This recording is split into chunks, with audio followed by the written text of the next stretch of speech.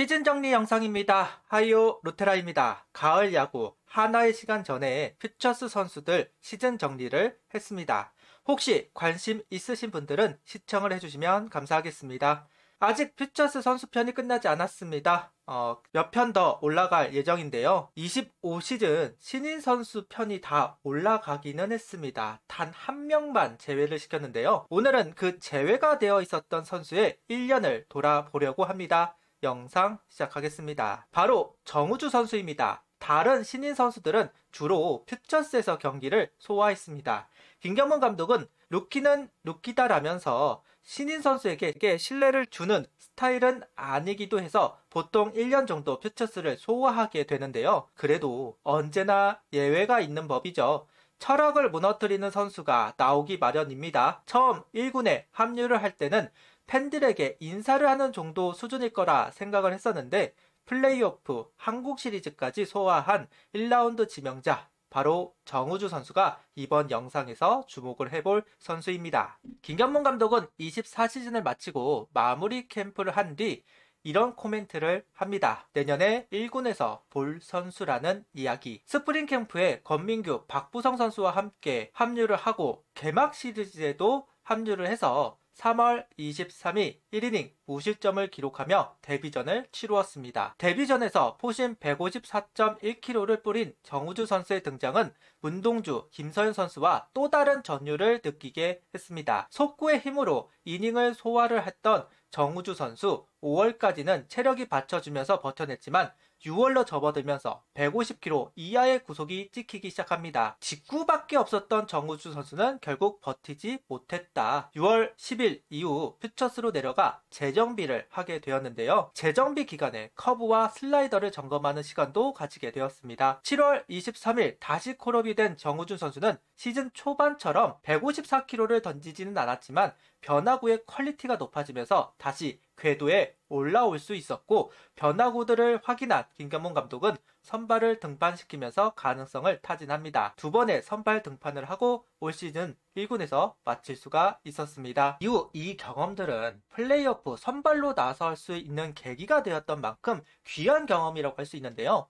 한국 시리즈에서 3번의 불펜 등판까지 정말 귀한 경험을 한 루키 선수가 바로 정우주 선수입니다. 성장세가 빠르다는 이야기를 많이 하고 있는데요. 당연히 구속 구위가 받쳐주니까 빠른 건 당연하겠죠. 물론 보완이 되어야 할 부분은 많이 있습니다. 아직 투구수 빌드업을 한 적이 없어서 그렇겠지만 투구수가 많아질 때 구속 하락이 있고 주자가 있어서 셀 포지션 투구를 할 때 구속 구위 하락이 좀 보이는 것도 사실입니다. 선발을 하기 위해서는 이 두 가지는 필히 보완이 되어야 합니다. 그리고 이제 오프사이드 구종이 필요하겠죠. 체인지업, 포크 두 구종 중 본인에게 맞는 구종을 익힐 필요가 있습니다. 문동주 선수는 포크로, 김서현 선수는 체인지업으로 길을 잡은 것으로 보이는데요. 과연 정우주 선수는 어떤 구종으로 길을 잡을지 궁금증이 있기는 합니다.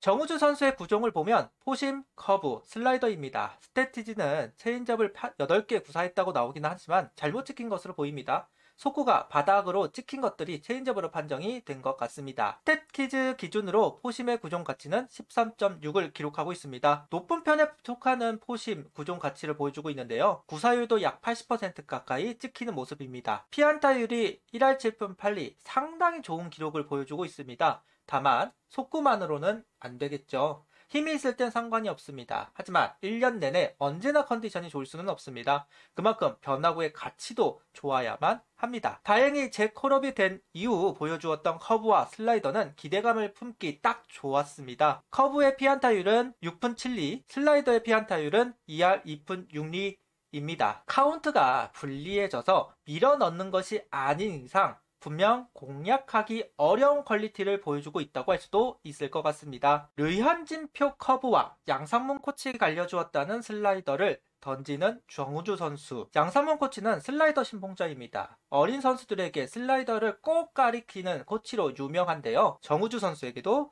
슬라이더를 가르친 것으로 보입니다. 커브는 류현진 선수에게 배운 정현수 선수에게 정우주 선수가 간접적으로 배웠다는 이야기가 유명하죠. 우타자가 던지는 류현진표 커브가 정말 궁금했습니다. 그런데 재밌는 궤적을 그리고 있는데요.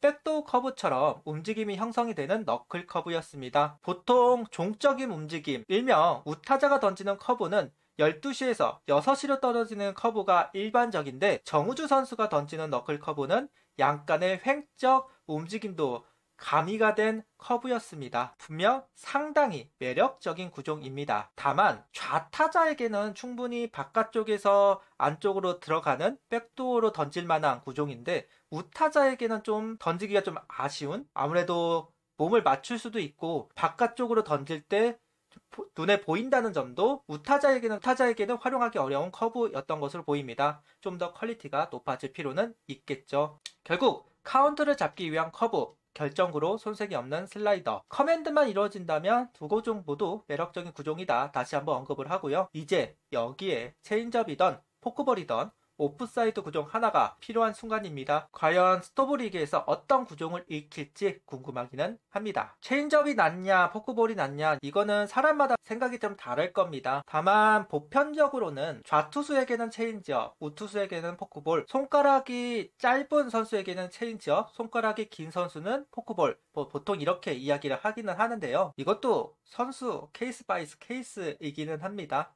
결국은 정우주 선수가 자기에게 맞는 구종을 빠르게 찾는 것이 중요하다는 이야기를 하면서 넘어가 보겠습니다. 정우주 선수 좌우 편차를 보면 우타자에게 3.86, 좌타자에게 1.66을 기록하고 있습니다. 정우주 선수의 공의 무브먼트를 보면 우타자 몸쪽 코스를 활용했을 때 가장 좋은 퍼포먼스를 보여줍니다. 다만 우타자 몸쪽을 공략하다 보면 몸에 맞는 볼 적은 선수가 분명 아니라는 부분, 이유가 악력으로 공을 눌러줘야 하는 선수라서 누르지 못하면 공이 튀어버리는 현상이 많은 선수입니다. 결국 우타자를 상대했을 때 바깥쪽 승부가 많아질 수밖에 없다는 부분, 특히나 주자가 있을 때는 더더욱. 그렇다고 무서워서 몸쪽 승부를 안 하면 우타자는 반드시 바깥쪽 노림수를 가질 수밖에 없어. 결국 던져주기는 해야 한다. 그러다가 몰리는 공이 나오고 장타를 허용하는 경우 많아질 수밖에 없습니다. 여기에 앞서도 이야기했듯이 커브 활용도 제한이 되는 것이 좀 사실이고, 그러다 보니 우타자 상대로는 평균 자책점이 좀 높게 찍히는 것이 아닌가 하는 생각을 가져봅니다. 시간을 가지고 투구 퀄리티를 높일 필요는 있습니다. 정우주 선수 이야기를 하면 가장 놀라운 부분이 바로 실점 억제입니다. 분명 셋 포지션으로 던질 때 구속 구위가 차이가 나는 것은 사실인데, 아직은 분석이 덜 되어서 그런 면도 있을 거고, 그래도 루키가 이 정도 실점 억제를 한다는 건 진짜 대단한 일입니다. 심지어 오프사이드 구종을 던지지 않는 상황에서 이 정도 억제력을 가지고 있다는 부분은 놀라울 수밖에 없다. 속구의 퀄리티 부분을 이야기할 수도 있을 거고, 특히나 ABS가 도입이 되면서 하이패스볼의 중요도 굉장히 높아지고 있는데요. 그 하이패스볼의 장점을 가지고 있는 정우주 선수이기 때문에 이런 현상이 일어나기도 할 겁니다. 그럼에도 루키로서 이 정도의 억제력 정말 대단하다는 이야기를 하고 싶네요. 놀라운 1년을 보낸 정우주 선수입니다. 루키 시즌에 51경기를 소화했습니다. 3.2이닝 3승 무패, 3홀드, 세이브는 아니지만 경기를 마무리한 경험도 15번이 됩니다. 평균 자책점 2.85, WAR 1.23, WHIP 1.02, 수준급의 불펜 투수들의 성적을 만들어낸 정우주 선수입니다. 물론 필승조로 뛴 것은 아니기 때문에 성적 자체에 어느 정도의 거품은 있다고 할 수 있는데요. 그래도 루키가 이 정도인데 추격조로 뛰었다고 해도 루키라는 부분에서 인정을 해줘야 되지 않을까 하는 생각을 가져봅니다. 25시즌 정말 좋은 시즌을 보냈습니다. 문동주 김서현 선수를 기준으로 본다면 2년 차에 만든 성적을 1년 차에 만들었다고 해도 무방할 정도입니다. 이제 각 팀마다 분석을 할 겁니다. 타자들의 대응도 달라질 겁니다.